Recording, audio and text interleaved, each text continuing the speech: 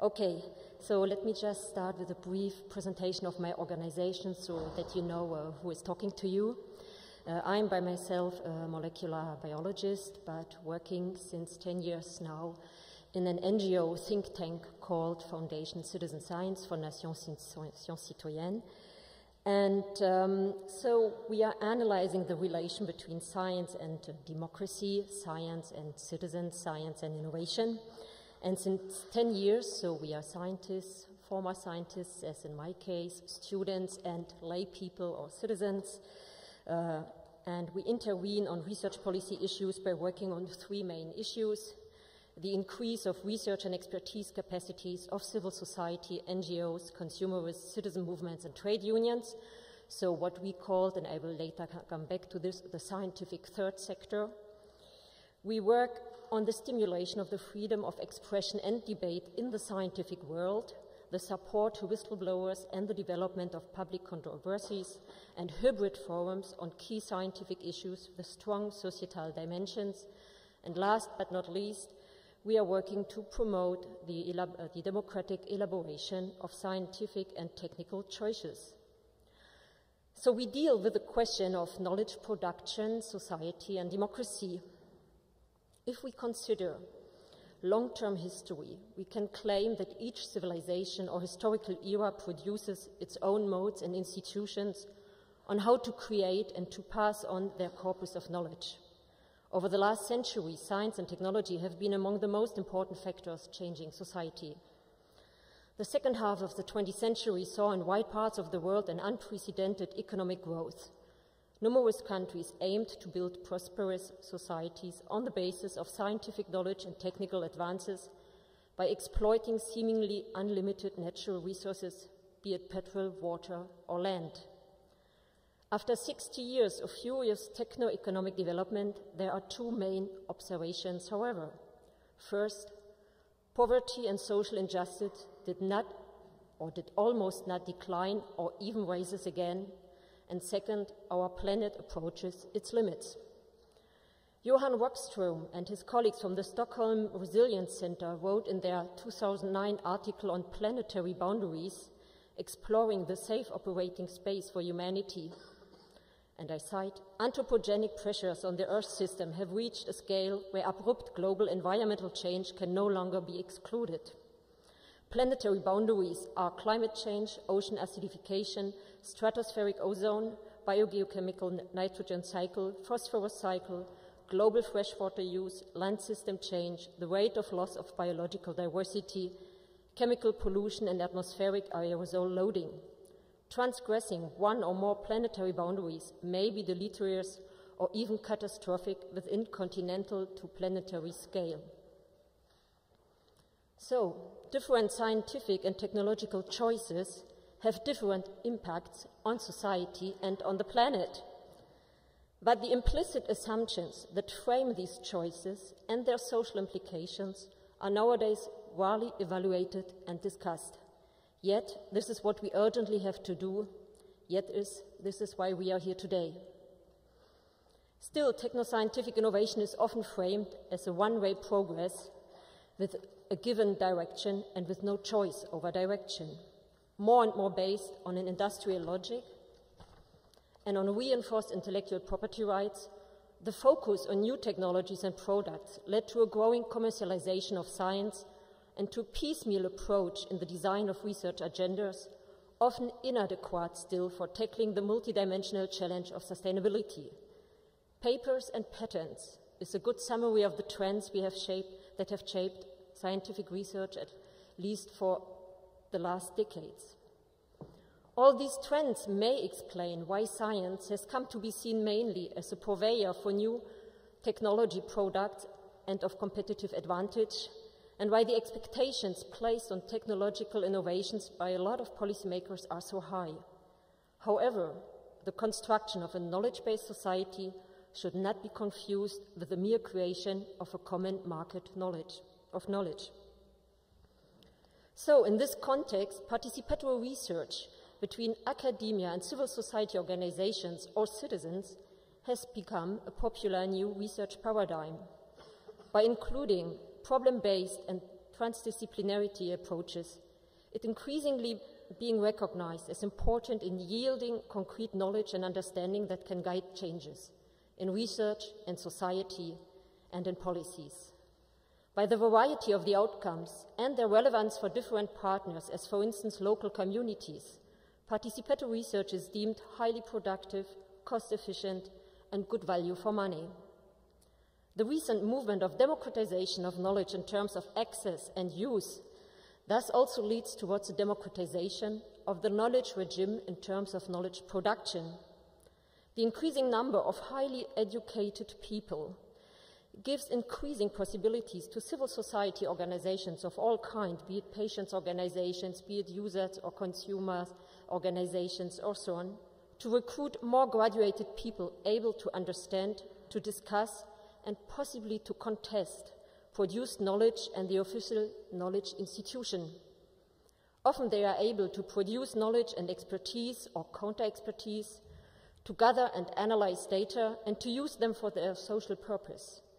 Is thus emerging what we call the scientific third sector, or the third sector of knowledge production, in addition to the public and private research sectors. Improving the relevance and the validity of research is a precondition for better informed evidence-based policy. The value of academia, civil society partnerships is that they can make policy alternatives visible, and I come later back to this term of alternatives, challenge existing norms and broadening perspectives beyond technological approaches by opening up new research and innovation pathways.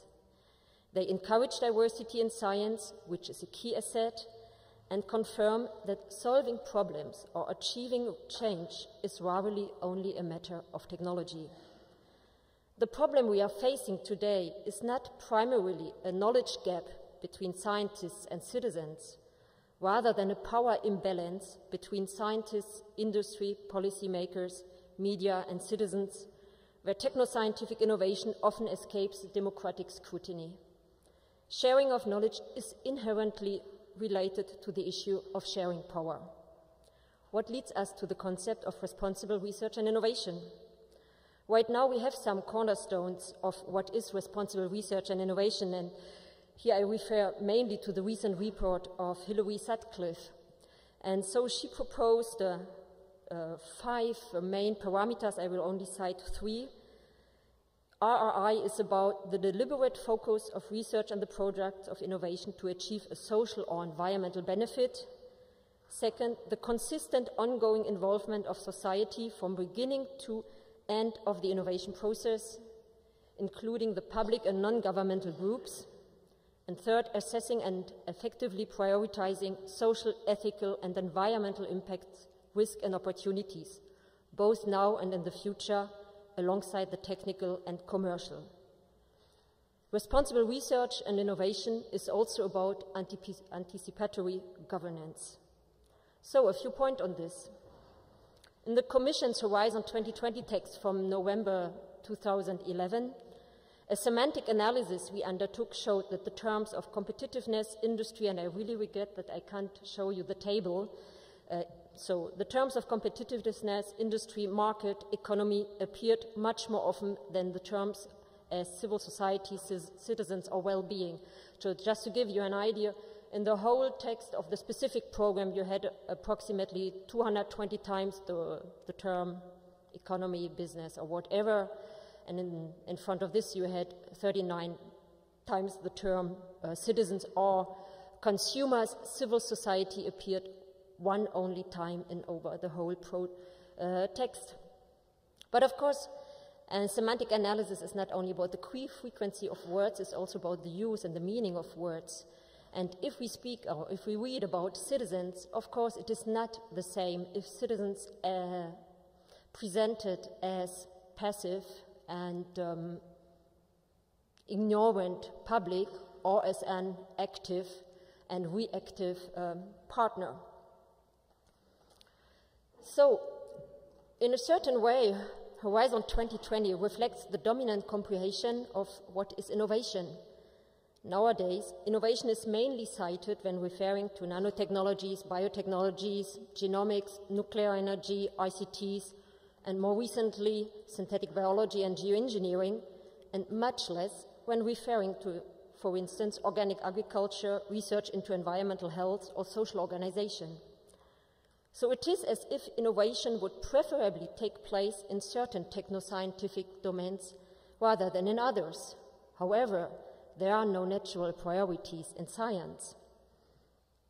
Innovation is also often presented as something happening on a global level and having almost always global consequences. However, one can also think innovation in terms of local and regional innovation adapted to local and regional contexts and conditions. When having a look at research budgets, and again, I apologize not to be able to show you the tables. So when having a look at research budgets, we realize that over the last decades, the same domains, nanotechnology, biotechnology, nuclear energy, and so on, have got much more financial support than domains related to sustainability and public health goals, as environmental health, energy efficiency tools, sustainable fisheries, agriculture, or sustainable consumption and lifestyle. What means, collectively, governments, industry, and public and private research institutions take political decisions where to fund research and where not, and in which domains to support innovations and in which not. Let's take the example of research into biotechnological agriculture versus into organic agriculture. In 1983, biotechnology was declared a priority research area at the European level. From 1984 on, programs whose main thrust was biotechnology were the Biotechnology Action Programme, Biotechnology Research for Innovation, Development and Growth in Europe, so the BRIDGE, then the Biotech Programme from 92 to 98, and last but not least, the Quality of Life and Management of Living Resources Programme under the 5th Framework Programme. So important amount of monies went into these projects and programs. In opposite, under FP3, research for organic agriculture counts for less than 0.1% of the total framework program budget. Since then, the European funding and total amount of money for organic agriculture research is constantly growing. However, since the total framework program budget raises constantly as well, the relative support of the European Commission to research for organic agriculture did not grow since 1994 and stays stable at a very low level under FP4, 5 and 6. Just to give you one example more concretely, under the FP6 food priority, project funding on biotechnological project was more than 3 times higher as funding on research project for organic agriculture. So in 2009, the Belgian scientists Van Lokeren and Barrett from the Catholic University of Leuven published an article on how agricultural research systems shape a technological regime that develops genetics engineering but locks out agroecological engineering. And they underline, agricultural science and technology is under great scrutiny. The interaction amongst diverse determinants of innovation, like orientation of science policies, funding priorities, scientists' cognitive and cultural routines, etc., within agricultural research systems shape a technological regime. Genetic engineering, a technological paradigm that is well suited to scientific reductionism, is more successful in this technological regime than agroecological engineering, a paradigm that questions mainstream approaches within agricultural research. The development of agricultural innovations is clearly impeded. Finally, also, if we have to work about the notion of responsible research and innovation, that means that there exists the opposite, so non-responsible research and innovation. Our work is to separate responsible research and innovation from non-responsible, to promote the first one and to avoid the second one. But having in mind the example I just gave you about agricultural research, the question is, what is responsible research and innovation in agriculture and what is not? Who defines what responsible research and innovation is, for instance, in agriculture? What are the criteria? How far do we, for instance, take into account the planetary boundaries? For instance, there seems to be a consensus today that the use of pesticides and herbicides should be limited. But do orientations of current research and innovation programs fully integrate this approach? And if not, why not? What are the barriers?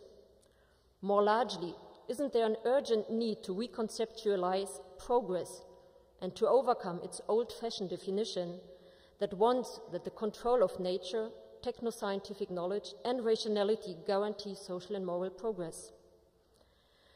Scientists from the STEP Center of the Sussex University formulated it like this in their 2011 Manifesto on Innovation. A radical shift is needed in how we think about and how we perform innovation. We need a new politics of innovation. This is not about being pro or anti-science or technology, but about addressing real questions of choice. Which science, what technology, and especially whose innovation, and what kinds of change. In other words, we need to foster more diverse and far more fairly distributed forms of and directions for innovation towards greater social injustice. So, here we are in the middle of important tensions between conflicting worldviews and perspectives, between conflicting visions for economic models, but also conflicting scientific analysis and expertise. Some short reflections on media in this. Of course, the media is one of the most important vehicles today for communicating science issues to citizens and to the public sphere.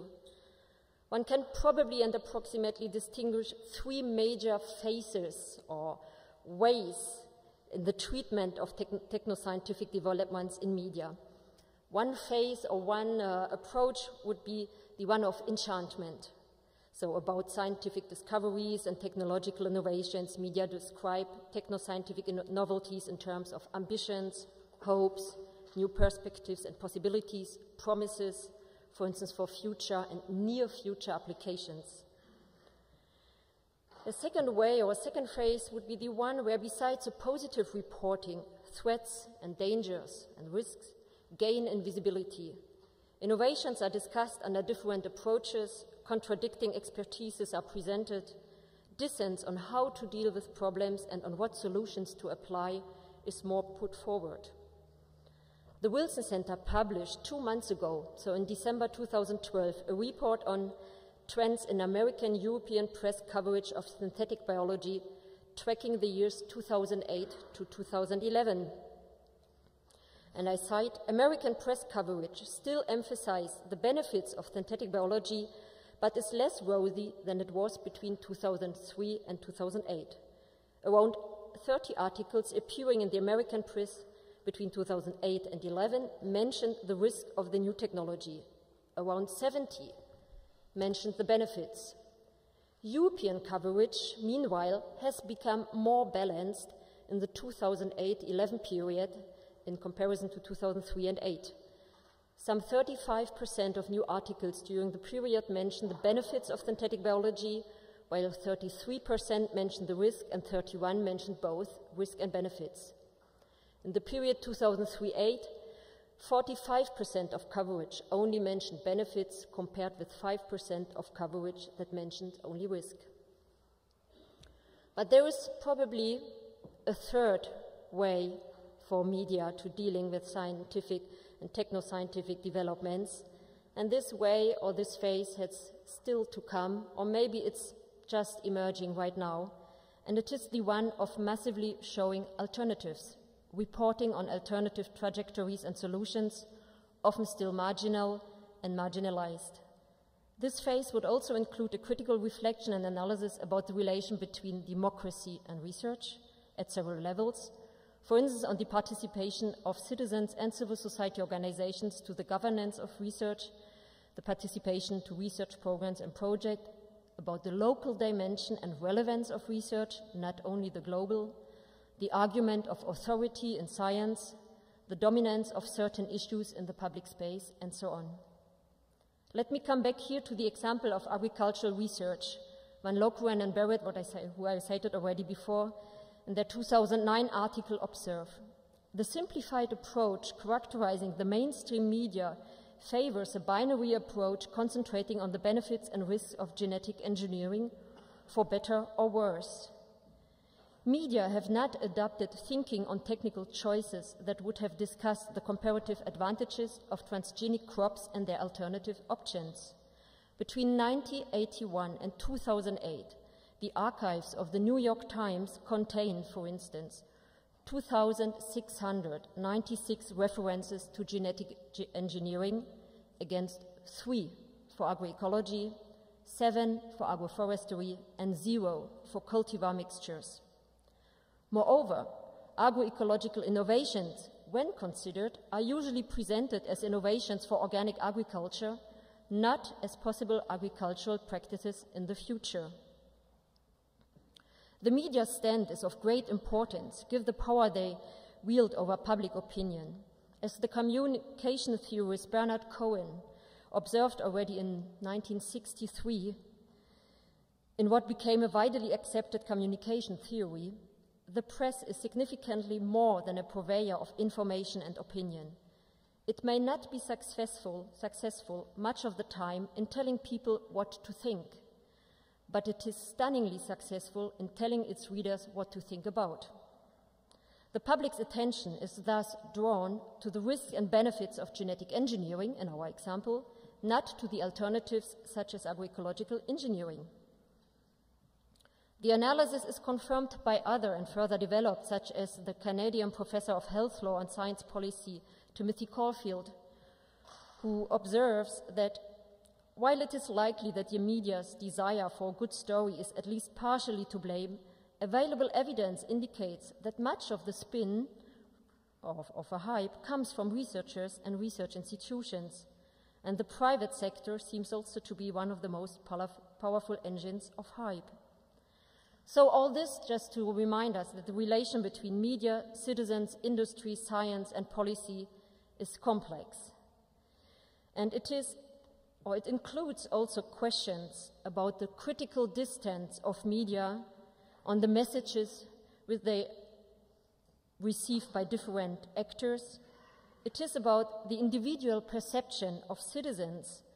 And as we all know, citizens are influenced by numerous factors. It is also about the question of the public as a passive or as an active recipient and maybe modifier of innovation.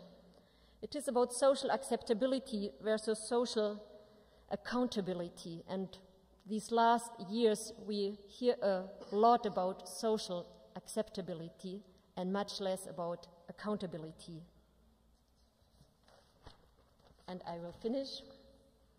So critical citizenship and critical media have a positive role to play in the building of a democratic knowledge-based society. This society requires the diversification of the types of knowledge recognized as relevant. Innovation should become an important sign of democratic experimental practice with more bottom-up experiences and an upstream approach. At the dawn of the 21st century, our societies face immense ecological, social, and economic challenges. It is certainly not a time for business as usual, and being innovative cannot mean continuing on the same pathway as over the last 30 or 40 years. It means making the right decisions to allow our societies to change for the better. Present times are full of challenges, but they are also full of opportunities. Our collective capacity to create more societally relevant knowledge will ultimately depend on people, their curiosity to explore new grounds, their openness to engage with new actors, their willingness to change their habits and their ways of thinking. At a time of crisis, participatory research and responsible research and innovation help us rediscover the value of cooperation in science. And after all, the idea of cooperation is the very founding idea of the European Union and has proven to be a rather successful one. Thank you for your attention.